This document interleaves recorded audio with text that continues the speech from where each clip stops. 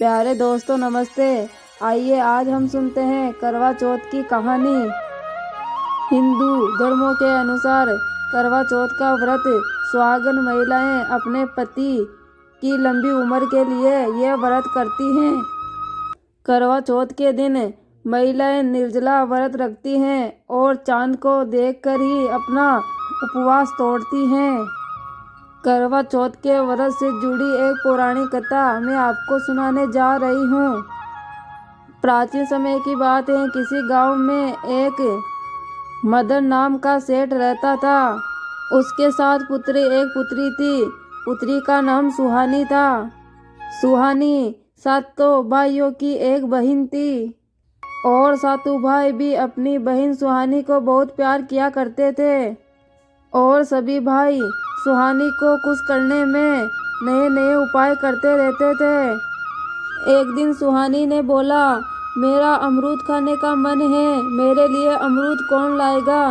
तो देखते ही देखते सुहानी के 7 भाई अमरूद की खोज में बाहर निकल गए और अमरूद लाकर सुहानी के पास रख दिए। अरे इतने सारे अमरूद, मेरे को तो एक अमरूद खाना था और आप सभी भाइयों ने मेरे लिए इतने सारे अमरूद ले आए। भाइयों ने बोला, सुहानी हम तेरे चेहरे पर खुशी लाने के लिए कुछ भी कर सकते हैं, तेरा उदास चेहरा हमको अच्छा नहीं लगता। इसी तरह सभी भाई सुहानी का बचपन से ही बहुत ख्याल रखा करते थे। सुहानी जब बड़ी हुई तो उनके पिता ने उसकी शादी एक शंकर नाम के लड़के से कर दी। शादी के बाद सुहानी खुशी खुशी अपने ससुराल रहने लगी। कार्तिक मास की कृष्ण पक्ष की चतुर्थी को करवा चौथ का व्रत आता है। शादी के बाद सुहानी का यह पहला करवा चौथ का व्रत होता है और वो अपने मायके करवा चौथ का व्रत रखने के लिए आती हैं। सुहानी तेरी शादी के बाद ये करवा चौथ का पहला व्रत है। इस व्रत में बहुत सारे नियम भी होते हैं। सिलाई करना, चाकू चलाना, ये सब मना होता है और इस बात का तुम हमेशा ध्यान रखना। मेरी 7 भाभी, आज ही तो मुझे सिलाई करने का समय मिला है और तुम ये मना क्यों कर रही हो? मुझे अपने ससुराल तो समय ही नहीं मिलता, मैं तो अपना काम करने जा रही हूँ। सुहानी अपनी भाभीयों की अनसुनी बात करके कपड़े पे सिलाई करना बैठ जाती हैं। ऐसे ही सारा दिन निकल जाता है। रात को सुहानी के भाई भी काम करके घर लौट आते हैं। सुहानी बोली, मेरे सारे भाइयों को आज कितने साल बाद एक साथ भोजन करते हुए देख रही हूँ। फिर एक भाई ने बोला, तो सोच क्या रही है बहन, तू भी आजा और हमारे साथ खाना खा ले। नहीं भैया, आज मेरा करवा चौथ का व्रत है, भाभीओं ने बोला है। आज मैं चांद को देखकर ही खाना खाऊंगी। सुहानी की बात सुनकर भाइयों से अपनी बहन का भूखा हाल देखा ना गया। हम लोग अपनी बहन को इस तरह से भूखा नहीं छोड़ सकते, हमें ही उसे खाना खिलाने के लिए कुछ करना होगा। तभी एक भाई ने बोला, मेरे पास एक तरकीब है, आप सभी मेरे साथ आओ। सभी भाई बाहर जाकर आसपास से घास फूस इकट्ठा कर आग जला देते हैं और चलनी ले जाकर उसमें से प्रकाश दिखाते हुए अपनी सुहानी बहन को आवाज लगाते हुए, बहन बहन चांद निकल आया है, अब तो तू अर्घ देकर भोजन कर सकती हो।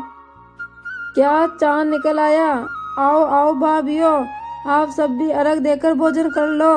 तब भाभीओ ने बोला, ननद जी ये आपका चांद है, हमारा चांद तो लेट उगेगा। सुहानी ने बोला, ठीक है, आपको नहीं आना है तो कोई बात नहीं, मैं तो चांद को अर्घ देकर भोजन खाने बैठ रही हूँ, मुझे तो बहुत भूख लगी है।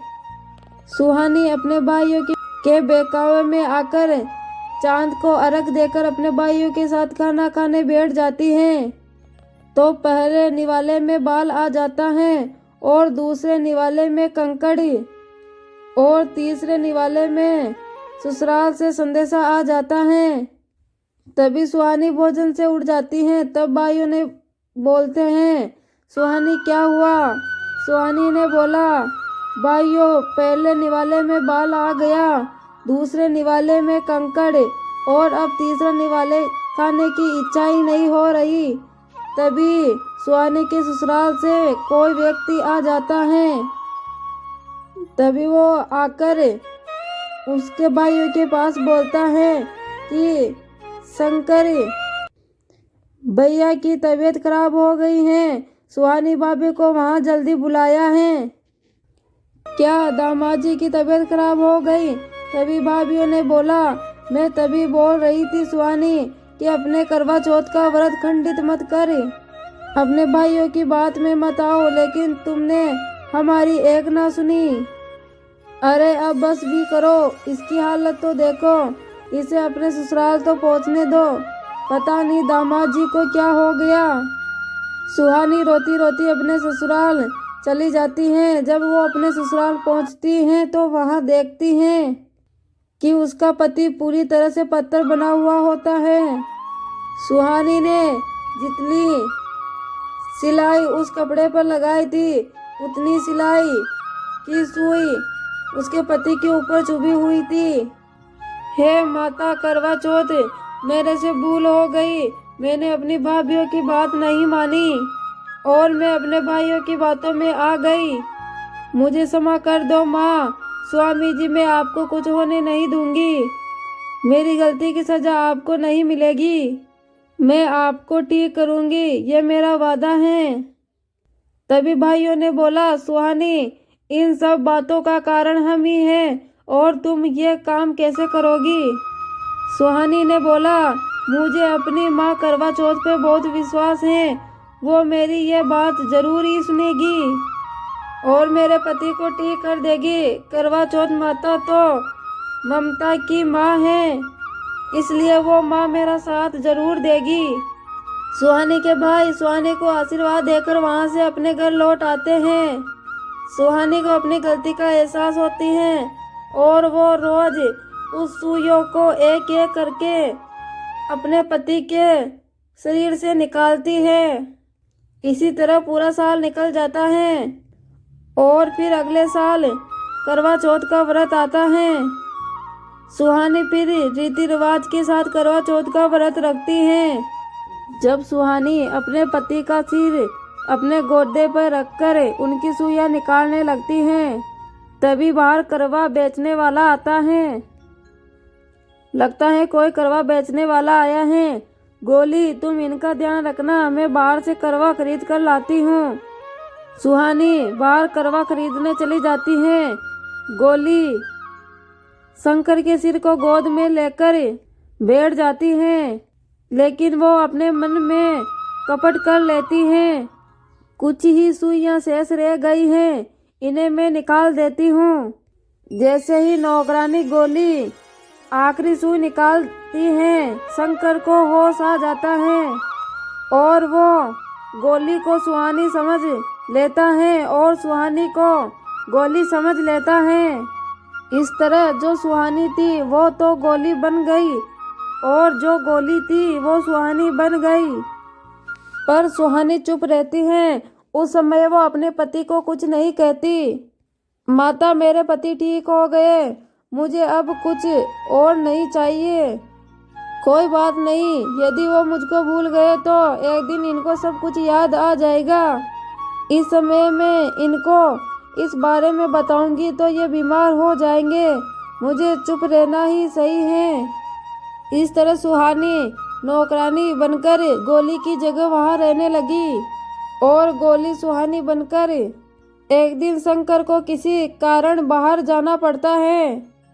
वो गोली जो कि सुहानी बनी थी तो उससे पूछता है, सुहानी तुम्हारे लिए क्या लाऊं? तो सुहानी ने बोला, मेरे लिए बाजार से हार श्रृंगार लेकर आना। तभी सुहानी बनी गोली ने बोला, साहब मेरे लिए काठ की गुड़िया लेकर आ सकते हैं? साहब आपकी बड़ी ही मेहरबानी होगी। हाँ हाँ गोली, तुम हमारे परिवार में बहुत पुरानी नौकरानी हो, मैं तुम्हारे लिए गुड़िया जरूर लेकर आऊँगा।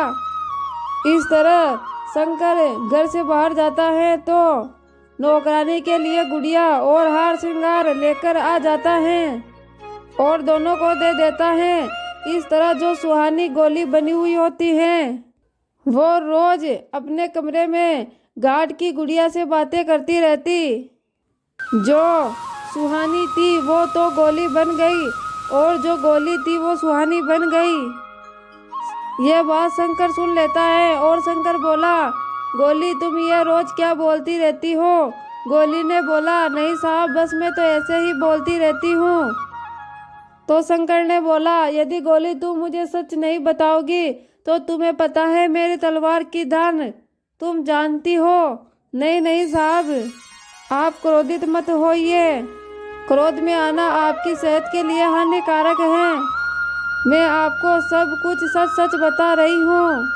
सुहानी जो गोली बनी हुई होती है वो शंकर को सारी बातें बता देती हैं और शंकर को भी सारा याद आ जाता है। गोली जो सुहानी बनी हुई होती है उसे अपने घर से बाहर निकाल देता है और सुहानी को अपने पति के अटूट प्रेम का फल प्राप्त हो जाता है। और उसी दिन के बाद से सुहानी हर वर्ष करवा चौथ का व्रत पूरी विधि विधान से करने लगती है। माता करवा चौथ के आशीर्वाद से और अपने भाइयों और भाभियों के आशीर्वाद से सुहानी अपने पति के साथ बहुत ही खुशी से अपना जीवन व्यतीत करने लगती हैं।